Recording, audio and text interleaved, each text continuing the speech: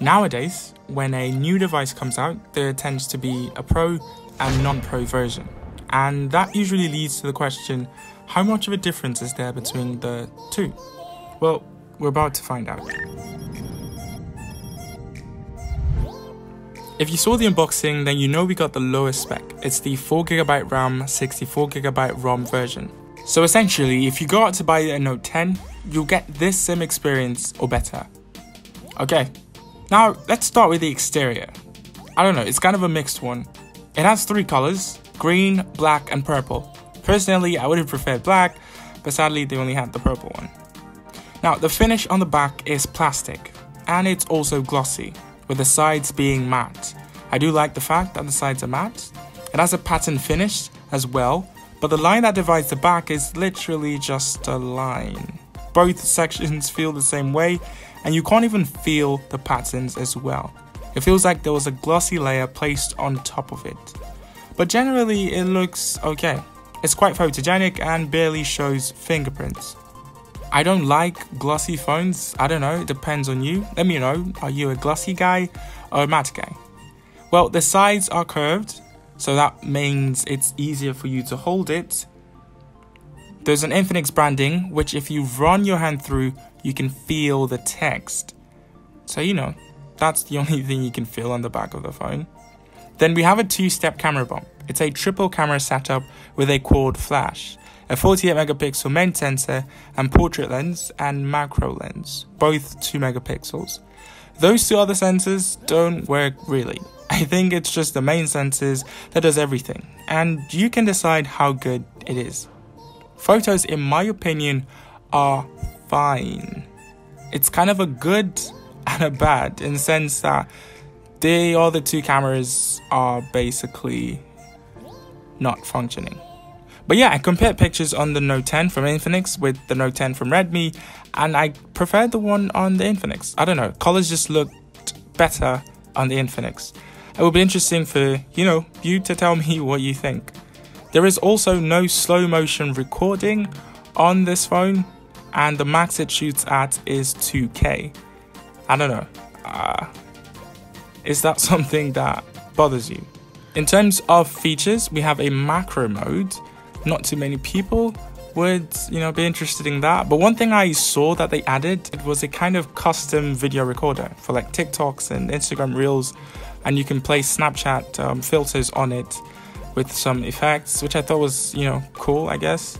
We're going to take a quick break to remind you to click that subscribe button. We're trying to hit 2,000 subscribers by the end of September. It would be awesome if you could also hit the bell icon, so that way you know when we upload a new video. Now let's go back to the video. The front of the phone is noteworthy. It's a 6.95 inch 1080p display. It's LCD, but it's 1080p. I can say even before I knew it was 1080p, I could tell the difference. It doesn't have a higher refresh rate, but it does have a 180Hz touch sampling rate. The display looks fine, like it's vibrant and looks really nice. And it's also very huge, 7 inches. So I'll definitely say check out the size at a store before you purchase. It also has a hole punch display, which looks really modern, with very little bezels and a bit of a chin. Now, according to Infinix, it's a 90% screen to body ratio. It's close to 90, but I don't think it's 90. It has a peak brightness of 500 nits, and it's not the brightest. Like outside, you would struggle to use this phone or to see what's on this phone. But I do like the nice touch of using wallpapers that hide the notch. That was clever, Infinix. It runs the Helio G85 chipset, which is a gaming chipset. So you'd expect it to perform everyday tasks pretty well. And it does. You can open multiple applications and resume without the apps having to restart, most of the time. The only high intensive game I played was Asphalt 9. There were very few frame drops, and I was playing at maximum quality.